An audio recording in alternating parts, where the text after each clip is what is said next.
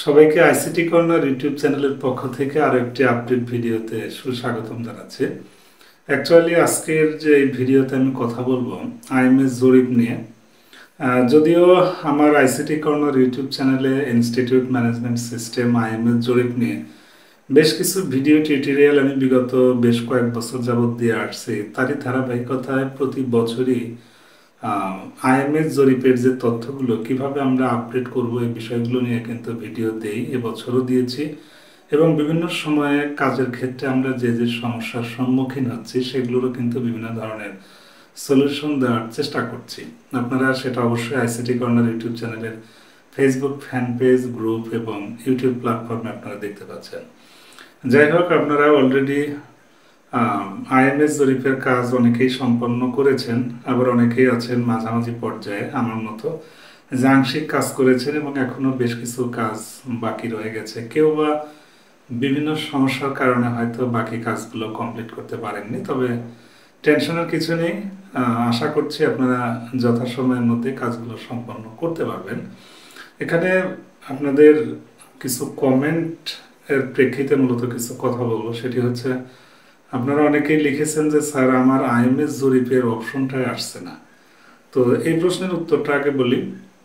আসলে EMIS A log in করার জন্য মূলত দুই ধরনের পাসওয়ার্ড লাগে, দুই ধরনের ইউজার আইডি লাগে। একটি হচ্ছে এমপিও মডিউল আর একটা হচ্ছে আইএমএস মডিউল। তো এমপিও মডিউলে প্রবেশ করার ক্ষেত্রে আমরা যে কাজটা করি, ইউজার আইডি হিসাবে ইন নম্বরের আগে আমরা এমপিও আন্ডার স্কোর এটা ব্যবহার করি, তারপরে পাসওয়ার্ড দিয়ে আমরা প্রবেশ করি। তো অনেকে যদি সেই এমপিও ইউজার আইডি পাসওয়ার্ড দিয়ে প্রবেশ করেন, সেক্ষেত্রে কিন্তু আইএমএস এর অপশন নাও পেতে পারেন। সেক্ষেত্রে আপনাদেরকে যে কাজটি করণীয় সেটা হলো যে আইএমএস ডাটা এন্ট্রির জন্য কিন্তু একটা ইউজার আইডি আছে। আপনি ইন নম্বরের পূর্বে এমপিও আন্ডারস্কোর এটা কেটে দিয়ে ইন নম্বরটা ইউজার আইডি হিসেবে ব্যবহার করবেন এবং শর্টকাট থেকে আপনাদের যে ডিফল্ট পাসওয়ার্ড দেওয়া ছিল সেই পাসওয়ার্ডটি আপনারা ব্যবহার করবেন। এখন আপনার সবচেয়ে উচিত হবে যে আসলে ওই পাসওয়ার্ডটি পরিবর্তন করে নেওয়া। আর যারা পরিবর্তন করেননি তারা তো আগের পাসওয়ার্ড দিয়ে প্রবেশ করতে পারছেন এবং যথারীতি এন্ট্রি করতে পারছেন। আর যারা পাসওয়ার্ড পেয়েছেন তাদের পরামর্শ থাকবে অবশ্যই পাসওয়ার্ডটি পরিবর্তন করে নেবেন, যেহেতু তথ্য উপাত্তের ব্যাপার, প্রতিষ্ঠানের অনেক তথ্যাদি এখানে সংরক্ষিত আছে, বিধায় পাসওয়ার্ড পরিবর্তন করে নেওয়াটাই সবচেয়ে যুক্তিযুক্ত হবে বলে আমি মনে করি। আর দ্বিতীয় যে কথা, যে আপনারা অনেকেই ডাটা এন্ট্রির কাজ করেছেন বাট আপনার প্রতিষ্ঠানকে আপনি ডান লিস্টে নিতে পারছেন না। এটা আজকে আমি অনেকেই পেয়েছি। অনেক প্রতিষ্ঠান প্রধানই আজকে আমার আইসিটি কর্নার ফেসবুক গ্রুপে লিখেছেন যে স্যার আমি ডাটা এন্ট্রির কাজ করেছি বাট আমার প্রতিষ্ঠান এখনো ডান লিস্টে আসেনি। তো এটা কেন আসেনি, কি করলে এই লিস্টে আসবে, অনুগ্রহ করে বলবেন। তো আপনাদের উদ্দেশ্যে বলছি, আসলে আইএমএস মডিউলের যতগুলো অপশন আছে, প্রতিষ্ঠানের বেসিক ইনফরমেশন থেকে শুরু করে এখানে teachers information, committee information, student information, result information, ICT and other equipment information, প্রত্যেকটা ইনফরমেশন আপনাকে আপডেট করতে হবে। এখন প্রশ্ন হলো, আপনার প্রতিষ্ঠানের ক্যাটাগরি অনুযায়ী যদি কোনো অপশন আপনার প্রযোজ্য না হয় সেক্ষেত্রে আপনি কি করবেন? অনেকেই এড়িয়ে যাচ্ছেন। অ্যাকচুয়ালি যদি আপনার প্রতিষ্ঠানের ধরন অনুযায়ী কোনো জায়গায় কোনো তথ্যের প্রয়োজন না হয় সেক্ষেত্রেও আপনাকে জাস্ট সেভ করে দিতে হবে, সংরক্ষণ করে দিতে হবে। কোনো পৃষ্ঠাকে আপনাকে সেভ করা অবশিষ্ট রাখলে চলবে না।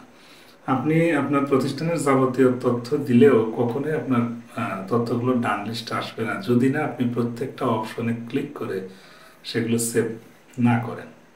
তো অবশ্যই রিকোয়েস্ট থাকবে যে আপনার প্রতিষ্ঠানের যে তথ্যগুলো এন্ট্রি করেছেন গুড। এখন কাজ হলো প্রথম থেকে শেষ অবধি আপনি দেখেন, প্রত্যেকটা অপশনে ক্লিক করে করে দেখেন যে কোনো একটা পেজে সর্বশেষ আপডেট একদম কোনার দিকে দেখবেন, ডান দিকে লেখা আছে।